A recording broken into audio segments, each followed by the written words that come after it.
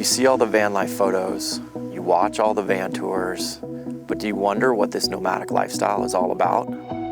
Are you curious about life on the road? Social media calls it #vanlife. We call it home. I'll ask 10 questions to get you the stories that you want to hear from the people who live, work, and travel and adventure in this nomadic lifestyle. Welcome to Life on the Road.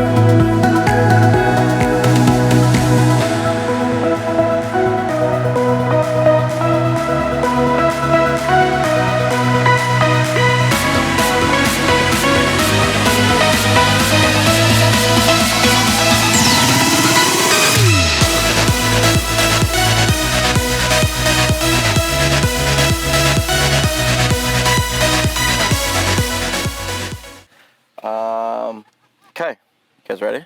Yeah. I think so. Sweet. Welcome to another episode of Life on the Road, where I ask 10 questions to get you the stories that you want to hear from their life on the road. Welcome, guys.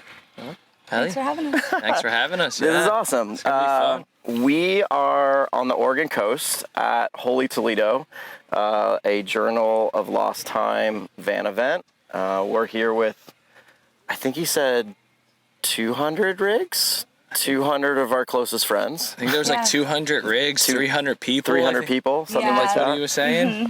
We're day 3. We're all a little exhausted. But yeah. Day 3 vibes. Day 3 vibes, yeah. Some chill vibes Sunday today. chill Sunday day. chill vibes. Yeah. But yeah, this is going to be great. This worked out perfectly.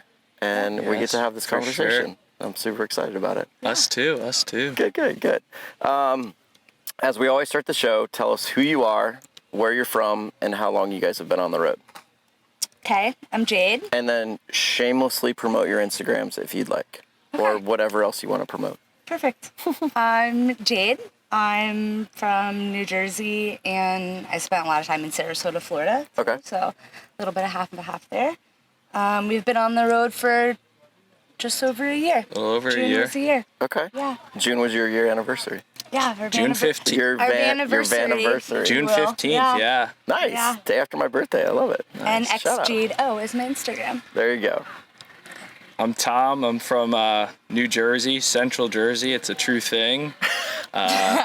You're the second person now that has talked about like the different levels of Jersey. Yeah. Which I think Yeah. is hilarious. So, like that's a debate in your state as Yeah. whether Central Jersey big exists or debate. not. Yeah. Yep. If you're not from New Jersey, it's such a small state. Everybody's like it's north and south. Yeah. Like, but if you live in New Jersey, especially us being central, it's like you don't want to associate with North Jersey because then you're tied into the city, and it's like we're not South Jersey because we're not in Wildwood or Atlantic City. So, Right. Yeah.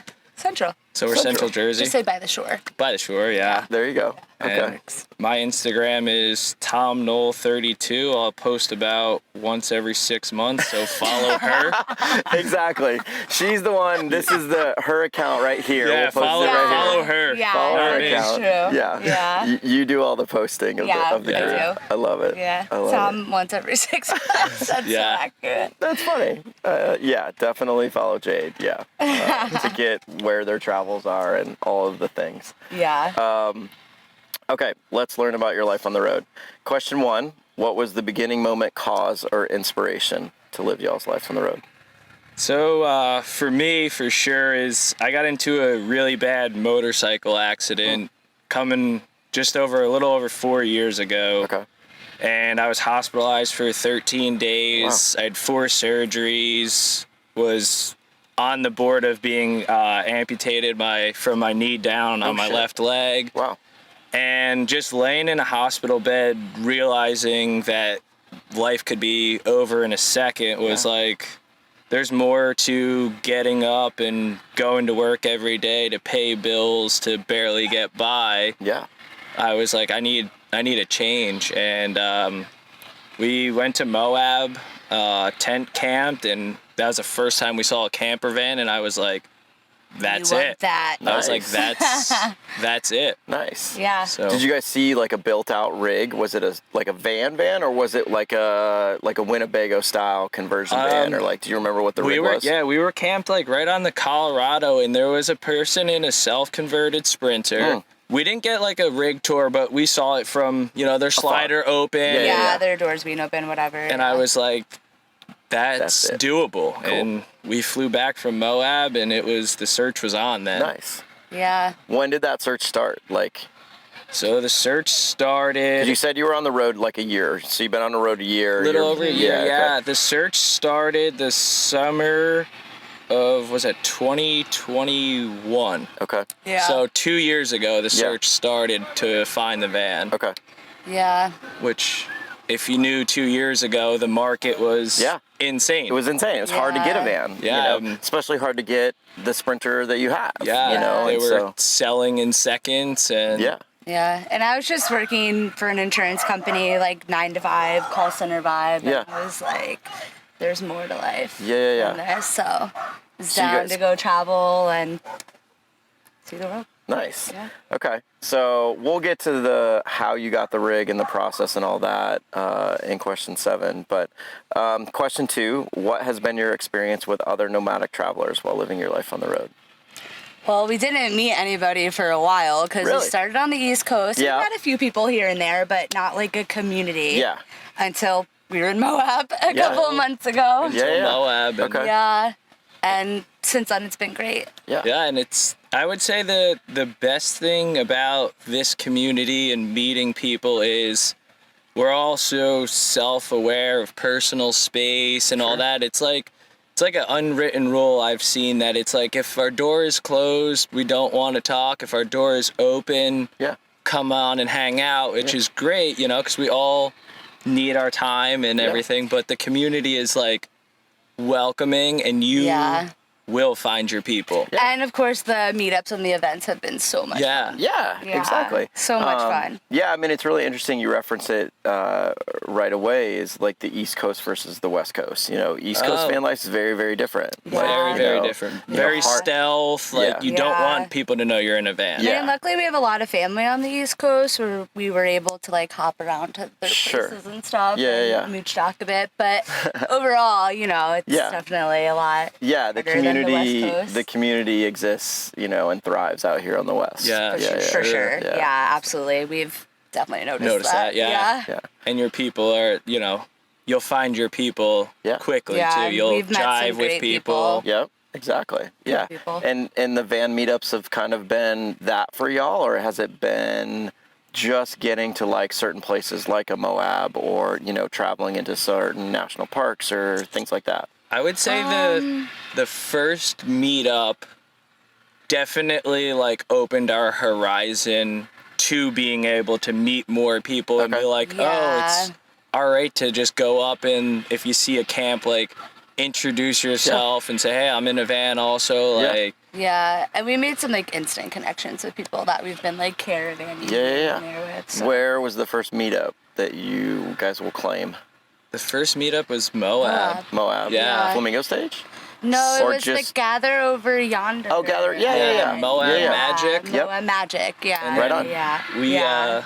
Which we just saw on Instagram. That and we was just happened to be in Moab. Jessica's event, right? Yes. Yes. And I'll give a little shout out to Andy. Everybody knows Andy. Yeah. He was. I saw him pull in, towing a trailer with a ProMaster, and I was like, "This looks cool." I walked over and. He's like, oh, I got a side-by-side in here. Do you want to go? And I was like, yeah. And next 3 days, I was side-by-siding with a guy I met 20 minutes before. Yeah. Well, I mean, that's Andy for you. But, he's just a quality human being in general. So, so the community is definitely welcoming. Yeah. Once you find your people. Yeah, and it's not even that. Like, it's just like, we all have so much in common from how we live this lifestyle. And so, you kind of... all of those other things kind of shed away really quickly, and you can kind of get deep with somebody or learn about them very quickly, which is, I think really a benefit to this community and this lifestyle. It's like you become friends very, very fast. Yes. Yeah. My friends are, she references it as a, friendships in her pressure cooker. And like, that friendship builds really, really quickly. Yeah, you do skip a lot of the small talk and get in depth quick. Yeah. For sure. Yeah. For sure. Question number 3 is, my phone's literally burning up. What has been your biggest failure and what has been your biggest triumph while living your life on the road? Oh, the failure is when we got stuck in Big Bend. Yeah. That was our one and only time we got stuck in Big Bend. So far? Yeah. So far. So far. And yeah, it was a doozy in that national park. Have you been to Big Bend? I have not been to Big Bend. It has been highly recommended. It's really out there. Yeah. Like, there's been 4 or 5 references to question 5, best place, craziest place that you've had sex during your life on the road, where people have just said Big Bend. Yeah. Like 4 or 5 episodes of like people been like, that's the best. It's like wide open, just beautiful, wide open, stunning. The backcountry is really cool to camp there too. But nice. That failure was bad. How'd you get stuck? Yeah, What's the story? so we used to have a Honda XR 650 dirt bike on the back of this van. So quite heavy on the rear. Yeah, if you're gonna do a dirt bike, definitely get something lighter. Fair. And we just didn't ride it as much as we really thought we would. Yeah, we were going to a backcountry campground that said it was 2-wheel drive van friendly. So we were like, all right, awesome, let's go. And there was a huge ravine, and I should have known to take the dirt bike off, and it bottomed out, and it ended up lifting the whole rear of the van like 6 to 8 inches off the ground. So our back tires were just off the ground. Oh no. In no cell service, there's not a tree in Big Bend, just baking sun, stuck with no one. Yeah. Oh, no. So we did have a car pull up. Yeah, finally, like halfway through getting us out, some random person going to another spot helped us. But wow, you know, did it take a while? Took a while. Well over an hour of. I took our bottle jack out, the factory one, jacked it up, and just found rocks and kept placing. Tried to get traction. Just kept placing them underneath the tires so they were finally on something. Yeah. Yep. And then unloaded the dirt bike and took the hitch carrier off because it was buried in the ground. It had all the weight of the van on the dirt bike carrier, which was quite crazy. Yeah. I mean, Althea getting stuck for the first time was very similar, where I like buried my back end, the bumper was on the ground. Yeah. Then we left the dirt bike at my brother's house. So.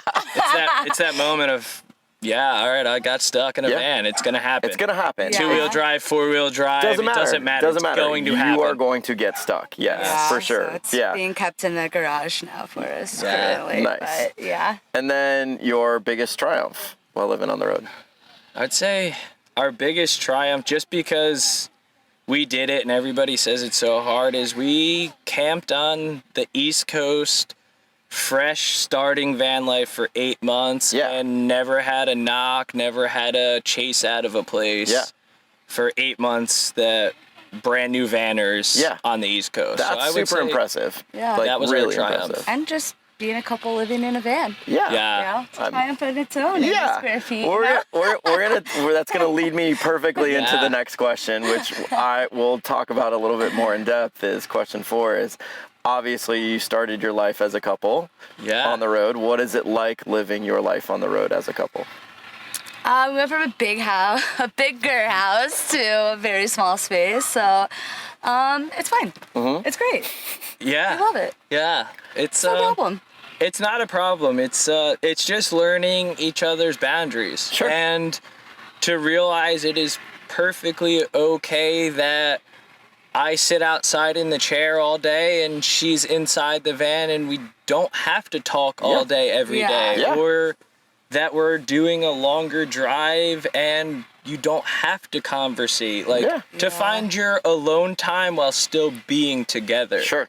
Yes, definitely. And I think that's definitely can't cook together. We used to do that a lot in the house, but now it's like either you cook or I cook, because together it doesn't work. It doesn't work. In a space like this, for sure. Yeah, it's a little small. Just easier if one person takes the role for it. I like it. I mean, I think the reference to finding your alone time while being together is so key. Like, I think it's like really, really, really good advice for couples on the road. Yeah, and we're really good at it, I think. Yeah, you need your alone time, but being in a small rig, you're always together, but you can make it work. You know, she can go sit in the bed and I can sit in the front seat and it's fine. Yeah.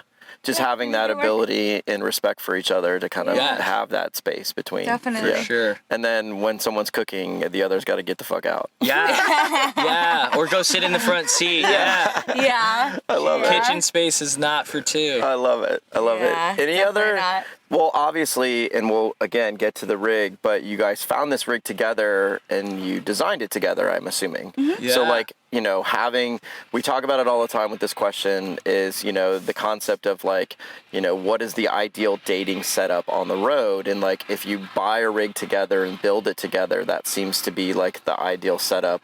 Bus Life Kitchen their episode went live today. Yeah. They're here. They said the same thing. We built the van or the bus together and we were taking into account, you know, each other's needs. And that seems to be a really good setup. Yeah, definitely. We had like made a list of what we both wanted, like ideally when we were building the van. So that also helped.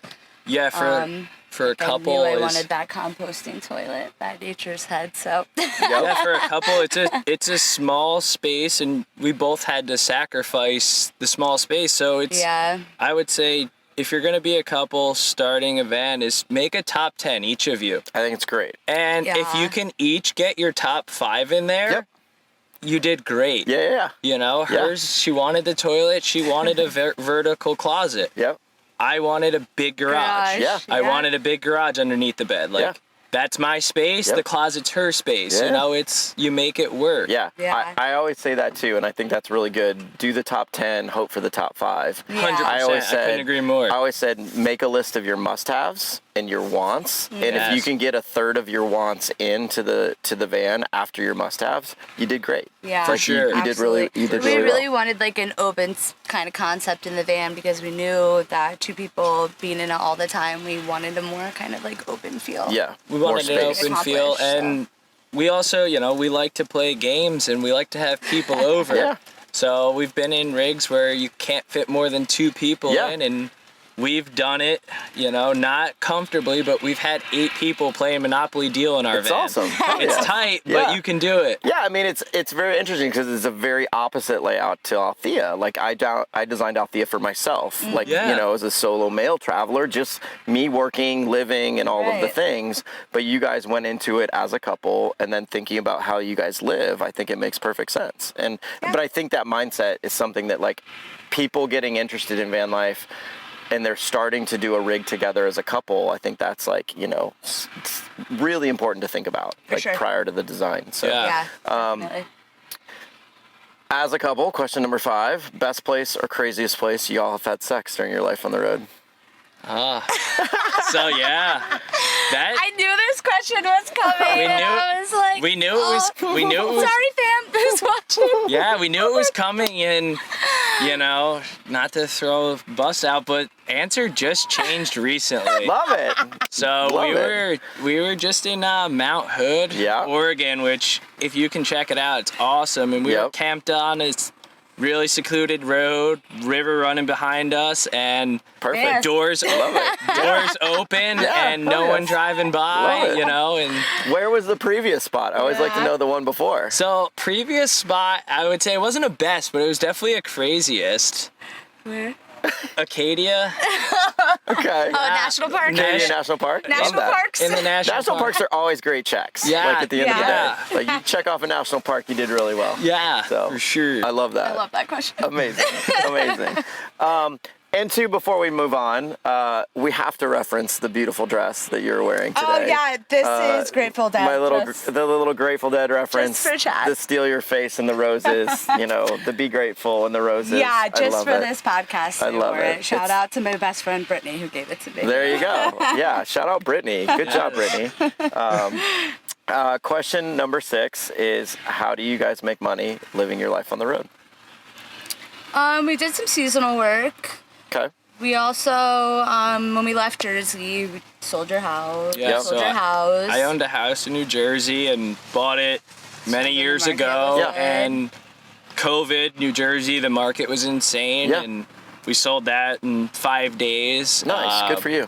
I had multiple Harleys and Jeeps and trucks, so we sold everything. We worked a lot of overtime when we were building the van just to like save. So we've been really fortunate to not like that's awesome. Our goal was to work full time, on the road. Well, you started out, which is great. It sounds like you guys really started out in a great place. Like you guys had a plan, you know, with the desire to do what you wanted to do, which is live on the road. You made a plan in terms of like selling everything that you wanted to sell in order to like have a little bit of a, you know, a little bit of a pocket of money to like do what you want to go do. I think it's fantastic. Our goal was work, like not have to work the first year. Cool. And then, but we did pick up, I landscaped for 2 months. She bartended. Hell yeah. So, you know, we do seasonal work, and we're looking now more for a little longer term seasonal job right now is what we're shooting for. Or soon in the future, It's been really nice. Like not having a schedule, like the freedom has been great. For sure. Just explore, and what we hit like 22 national parks this year. Hell yeah. So nice job. Really awesome. But nice. And so, in the future, you're looking to potentially do some longer term, like gig work or like, you know, seasonal work. Some kind of seasonal work, for sure. I worked in front of a computer for too long before this, so I definitely would like to do something like outside. Yeah. Nice. Something seasonal. Yeah. Okay. Yeah. I love it. Question number 7 is, good Lord, haven't done an interview in a minute. What is your rig? Who built it? And why did you choose it to live your life on the road? Let's talk about the rig. You want me to do that one? Go ahead. All right. So it's a 2020 Mercedes Sprinter. Her name's Loaf. Loaf? Yeah. 2500, 170, non-extended, gasoline. Okay. So, not the diesel engine. No diesel. So reason for gasoline is, you know, it's a great debate and people are going to shun me for it, but a modern diesel is not my forte.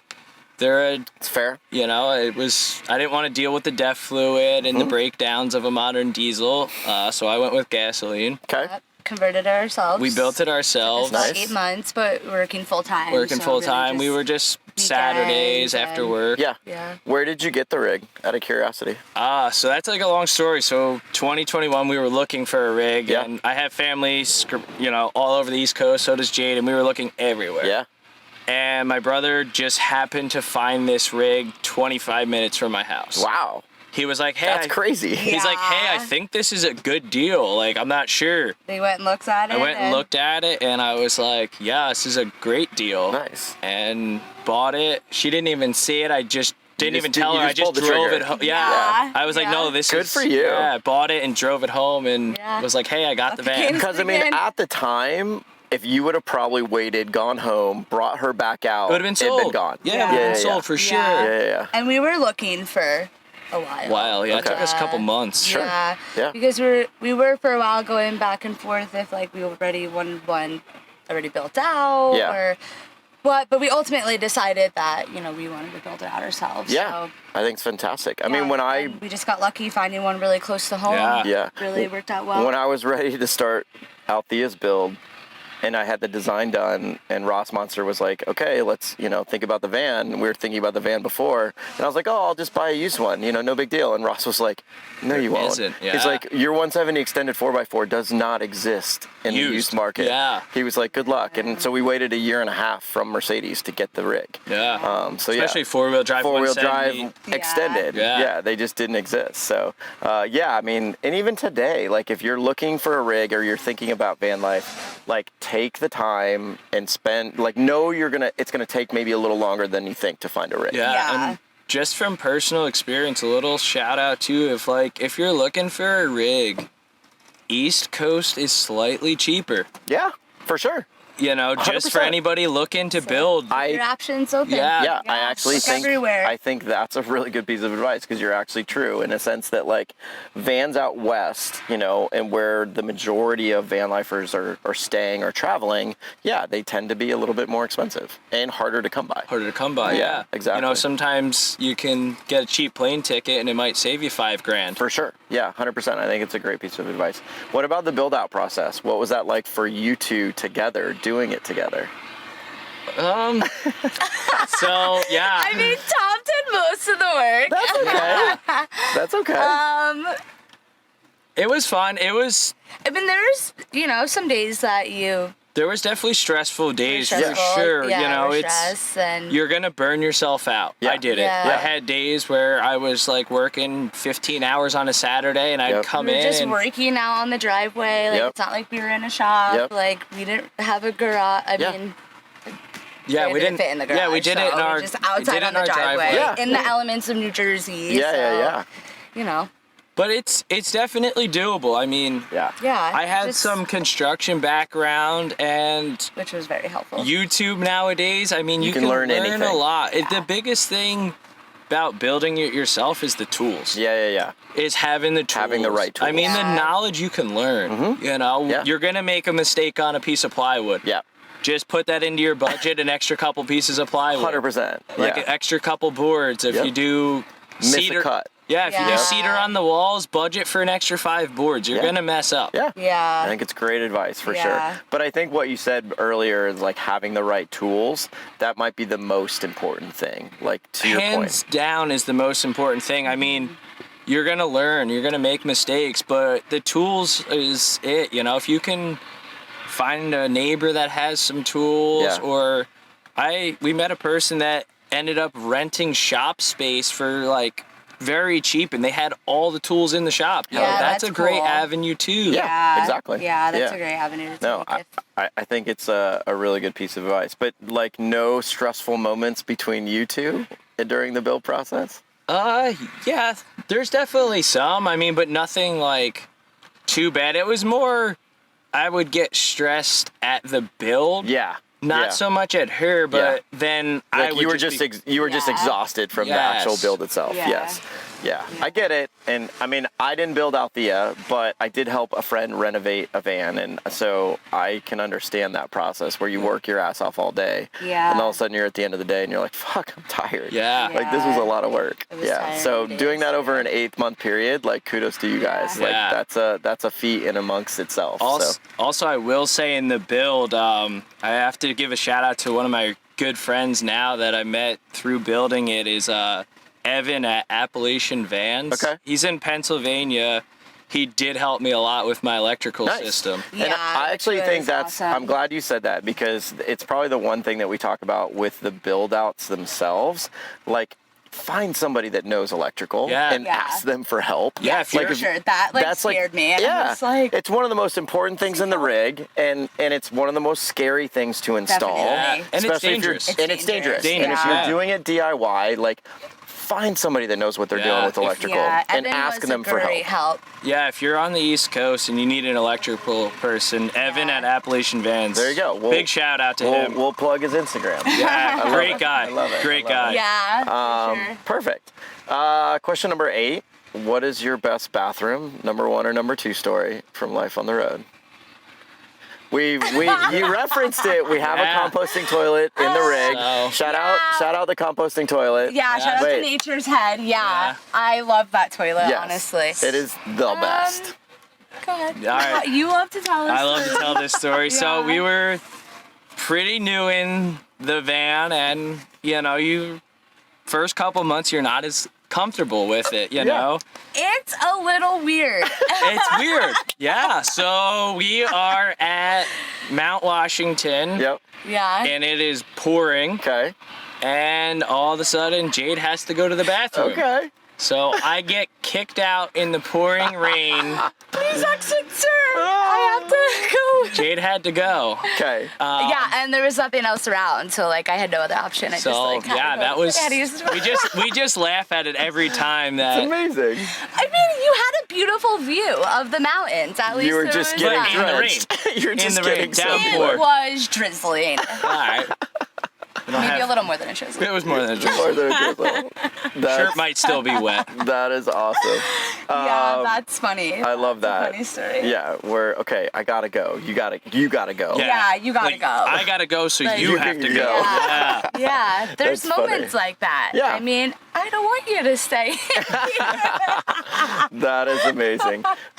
No overflowing pee jug stories yet? Or... Oh, it happens. We've been there, done that. One time it happened Well, one time. That's okay. I didn't want to bring that one up.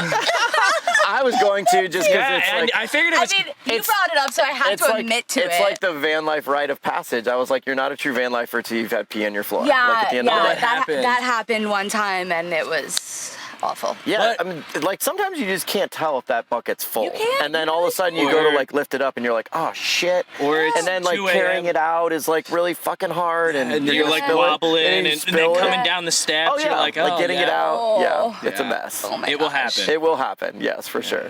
But it is easier with the composting toilet. Yes, for the sure. composting toilet is great. It's clutch. We've had no problem. We love ours, yeah. I'm a big fan of them. Everybody knows it on the show. I'm all for We are composting too. toilets. Yeah, exactly. Question number 9. What has been the happiest and hardest moments of this past year living your life on the road? Oh, the happiest is definitely we got engaged in April at Shout Arches out to that. with a lot of our family, some of our family there. Hell yes. So that's which is hands really down great. happiest. I love the that. designer of my ring actually designs the rings for the Grateful Dead. Hell, too. wait a I second. forgot to tell you that one. What? I'm leaving that one for the podcast. Yeah, What? forgot to say that. Leaving that one for the show. Is insane. I love that. Yeah, Can I we thought you shout did out that. who that person is? I know his first name's Frank. I don't know his last name. Okay. Rubel? Frank Rubel? I forget. Oh my I god. know They're in St. Augustine. is St. where we got Augustine, it. Florida. St. Augustine, Florida, yeah. Love Cute that. little shop, yeah. Amazing. They do all custom one-piece jewelry. It's one of a kind. Hell so- yeah. Yeah.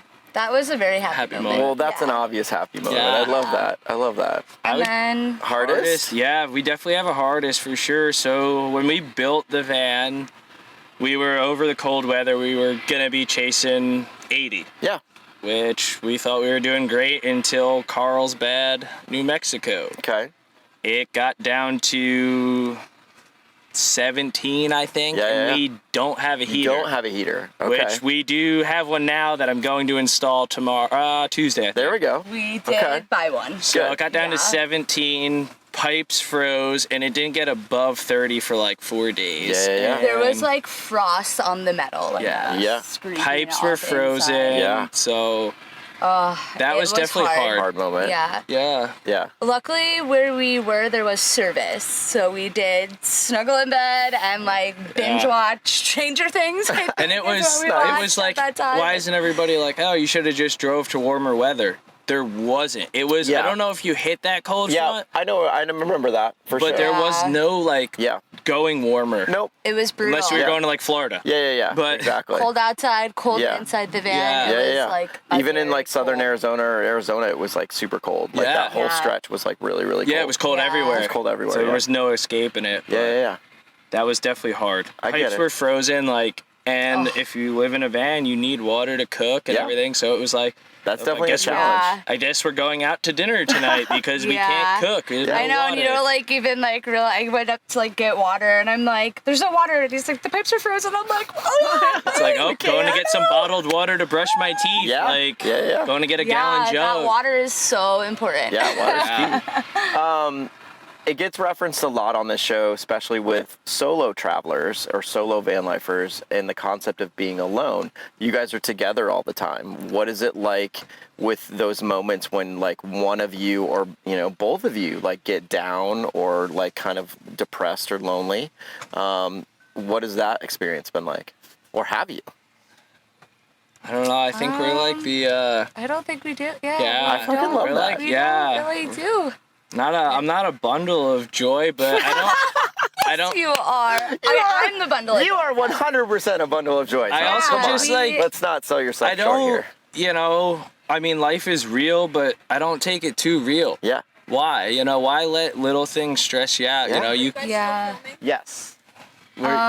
we can make money tomorrow. You can do things tomorrow. You know, don't get Yeah. stressed over stuff. And I do like miss like family gatherings and Yeah. stuff back Yeah, home for and like sure. things like that. Sure, like, sure. Those Of course. days are a little harder. Like we have nieces and nephews back home. But in you get to Jersey, rely on each other when you have Yes. those down Yeah, moments. we exactly. get like, to lean on we each do have other. each other, which is great. I think it would be hard. I give solo travelers a lot of credit because I feel like that would be incredibly difficult Yeah. at sometimes just being by yourself. So Yeah. I'm thankful that I have Tom and that we have each other really at the end of the day. Yeah. And a big thing that works for us too is even before van life is always have a plan B. Because sometimes plan A doesn't work, and then you get yourself down and just think about plan A. Well, if you have plan B, it's like, all right, well, A didn't work out, I'm going to go do B. And then you end up having a better time doing B. And we'll get you out of that slump of thinking about plan A.